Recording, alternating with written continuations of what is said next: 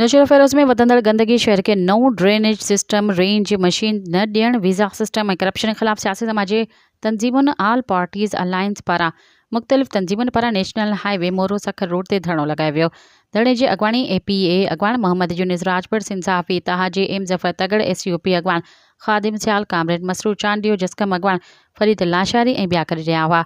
इन मौक़े ते अॻवान चयो त नौशेरा फेरोज़ जे नाअहल इंतिज़ामिया ऐं चूंडियल नुमाइंदनि जी लापरवाही सबबि नौशेरा फेरोज़ शहर 16 वार्ड गंदगी जो ढेर बणिजी विया आहिनि, जंहिं सबबि नौशेरा फेरोज़ जा शहरी, मासूम ॿार ऐं शागिर्द मुख़्तलिफ़ बीमारियुनि में वठिजी रहिया आहिनि। पर अफ़सोस इंतिज़ामिया ऐं चूंडियल नुमाइंदनि जे कननि ते जूं बि न पई जुड़े।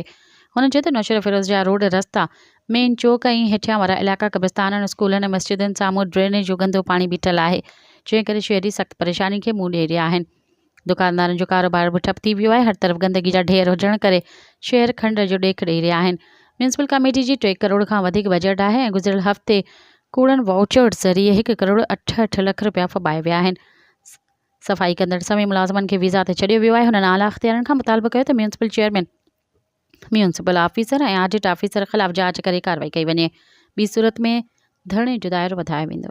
मज़ीद ख़बरनि ऐं तफ़सीलात लाइ विज़िट कयो असांजी वेबसाइट www.awamiNewsHD.com ऐं ॾिसंदा रहो अवामी न्यूज़ HD।